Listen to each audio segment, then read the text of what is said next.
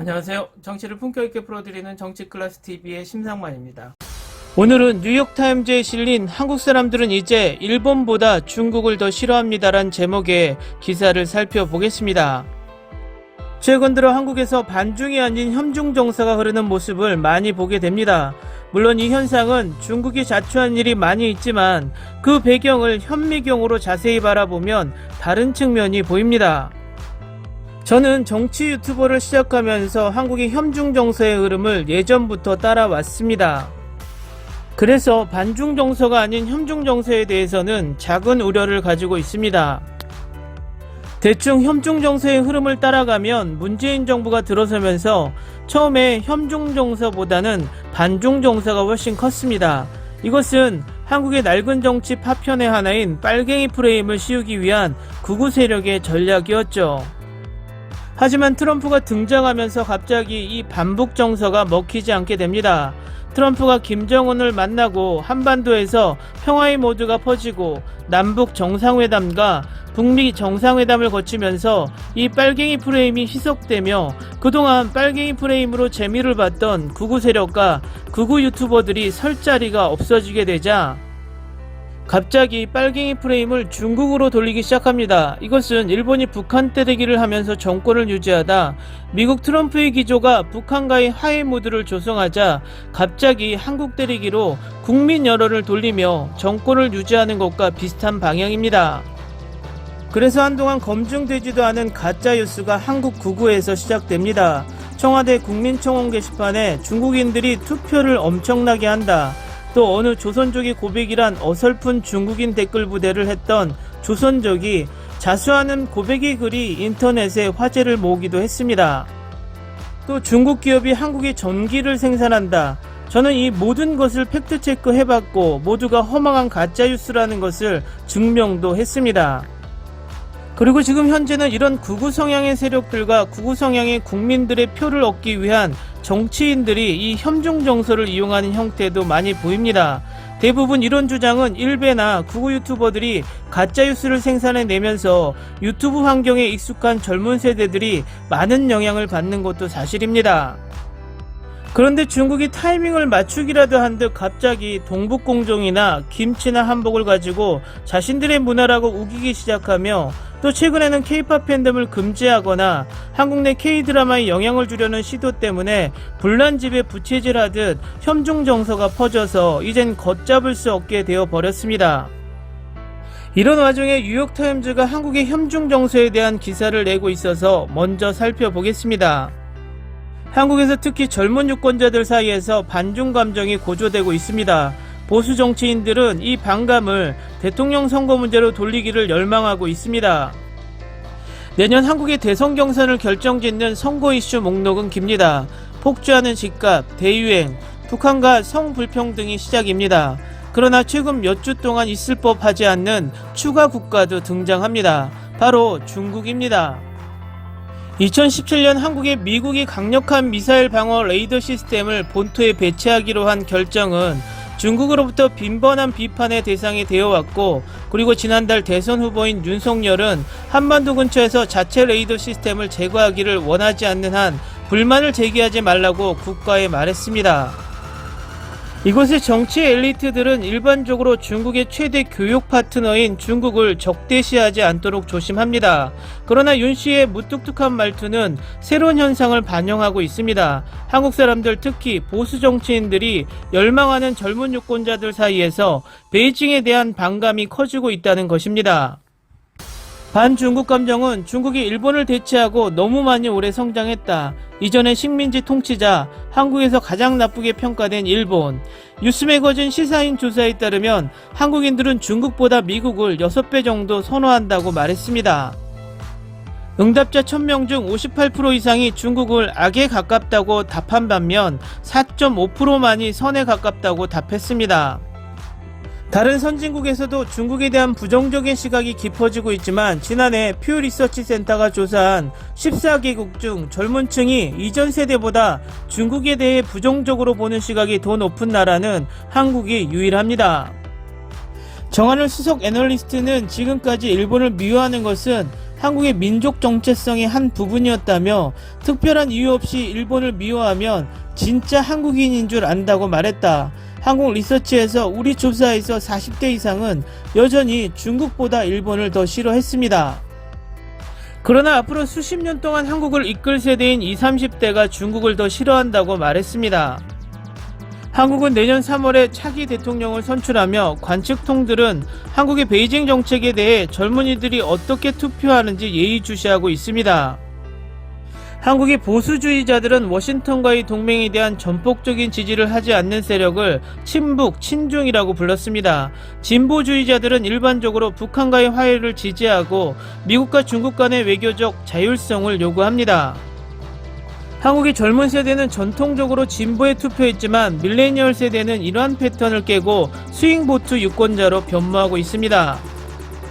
서울의 유권자 장재민 씨는 중국은 깡패처럼 행동하는 반면 우리 정부는 대응하지 않는 행동을 하는 것을 볼 때 우리는 좌절감을 느낍니다고 말했습니다. 하지만 우리는 또한 중국이나 북한과 너무 많은 긴장을 원하지 않습니다. 수십 년 동안 한국은 경제 성장을 촉진하기 위해 중국과 무역 관계를 발전시키면서 미국과의 군사동맹으로부터 이익을 얻었습니다. 그러나 그 균형은 워싱턴과 중국 사이에서 관계를 유지하기가 점점 더 어려워지고 있습니다. 문재인 대통령의 보수 라이벌인 윤 씨와 같은 이들은 미국과 중국에 대한 한국의 모호한 정책이 중국의 침략에 맞서기 위해 노력하는 미국 주도의 민주주의 연합에서 한국을 가장 약한 고리로 만들었다고 불평했습니다. 윤 씨는 지난달 한국 일간 중앙일보와의 인터뷰에서 중국에 대한 비판적인 발언을 한 인터뷰에서 우리는 모호하게 남아있을 수 없다고 말했습니다. 보수야당은 오랫동안 문 대통령을 친중이라고 비난해 왔습니다. 그의 정부는 한국이 유럽을 포함한 다른 미국 동맹과 마찬가지로 어느 쪽의 힘도 소외시키지 말아야 한다고 주장했습니다. 한국은 워싱턴과의 동맹을 압도적으로 지지하지만 중국과의 교역은 미국, 일본, 유럽연합과의 교역을 합친 것만큼 큽니다. 정의용 외교부 장관은 우리는 어느 편을 고를 수 없다고 말했습니다. 그러나 문 대통령은 지난 5월 워싱턴에서 바이든 대통령을 만났을 때 대만 해협의 평화와 안정 유지의 중요성을 강조하고 동맹을 지역 및 세계 질서의 핵심 축으로 삼기로 약속했습니다. 많은 분석가들은 이 성명을 한국이 대만을 레드라인이라고 부르는 중국을 화나게 할 위험을 무릅쓰고 미국과 더욱 긴밀히 협력하고 있다는 신호로 보았습니다. 보수 주요 야당인 국민의힘은 이미 선거에서 승리하기 위해 젊은 유권자들의 반중 감정을 이용하기 시작했습니다. 4월에 젊은 유권자들은 한국의 두 대도시에서 열린 시장 선거에서 정당의 압도적인 승리를 도왔습니다. 지난달 당의 젊은 지도자 이준석은 한국의 동료 밀레니얼 세대가 중국이 집단 학살 혐의를 받고 있는 홍콩과 신장 같은 곳에서 중국의 잔인함에 맞서 싸울 것이라고 말했습니다. 한국 노인들은 종종 반공주의자이기는 하지만 수천 년 동안 한반도에 영향을 미친 중국 문화를 존중하는 경향이 있습니다.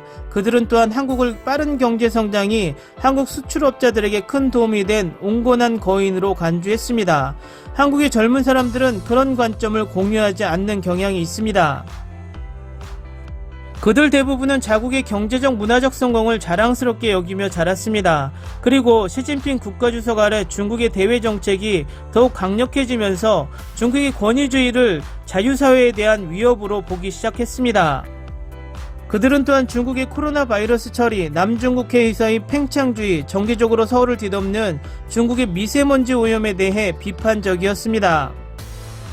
안병진 경희대 정치과 교수는 선배들이 땀과 피를 흘리며 쌓아온 자유주의적인 환경에서 자랐기 때문에 공산주의 국가에 대한 선천적으로 반감을 갖고 있다고 말했습니다. 그들은 중국을 비판하는 정치인들을 응원합니다. 미국과 중국 사이의 한국의 딜레마가 고고도 미사일 방어로 알려진 미국의 미사일 요격 레이더 배치보다 더 극적으로 확대된 곳은 없습니다. 한국 관리들은 미사일 배치에 동의했을 때 북한을 방어하기 위해 필요하다고 말했습니다. 중국은 이를 이 지역에 주둔하는 미군의 지속적인 위협의 일환으로 한국에 대한 관광을 억제하고 한국의 자동차, 스마트폰, 쇼핑몰 및 TV 프로그램을 보이콧함으로써 보복했습니다. 한남석 서울대 중국정치경제 교수는 최근 몇 년 동안 한국 대학이 중국의 돈을 바라고 중국인 유학생을 더 많이 받아들이기 시작하면서 캠퍼스 안팎에서 중국에 대한 적대감이 얼마나 심화되었는지를 관찰했습니다. 그는 홍콩에서 젊은 민주화 시위대를 지지할지 여부를 놓고 한국과 중국 학생들이 충돌했다고 말했습니다. 그들은 또한 K-팝과 김치를 놓고 온라인에서 말다툼을 벌였습니다. 3월에 많은 한국 젊은이들이 중국 만두를 먹는 고대 역사 드라마 시리즈를 취소하도록 TV 방송국에 강요했습니다.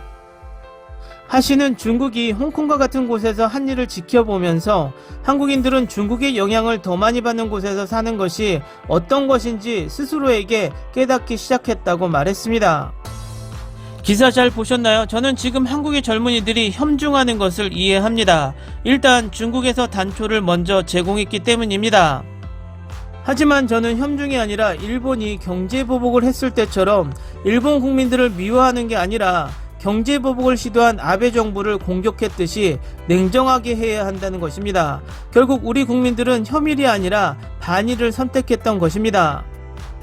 중국도 마찬가지입니다. 협중이 아닌 반중을 하자는 것입니다. 이유는 이 협중 정서를 이용해서 혐오코인과 정치적 이득을 보려는 세력들에게 이용당하지 말고 냉정하게 중국에 대한 사항을 바라보고 일본 제품 불매운동을 했듯이 현명해지자는 것입니다. 물론 이런 주장을 하면 또 댓글로 중국은 공산주의이기 때문에 모두 하나로 연결되어 모두 악이다라고 주장하는 사람이 꼭 있습니다. 이런 분들은 필시 극우 유튜버나 극우 정치인들에게 설득을 당한 것입니다. 냉정해지자는 말은 우리의 국익을 생각하자는 것이고 미국의 바이든도 중국과 겉으론 대척하는 것처럼 하면서 뒤에서는 무수히 많은 외교적 전술로 중국과 소통합니다.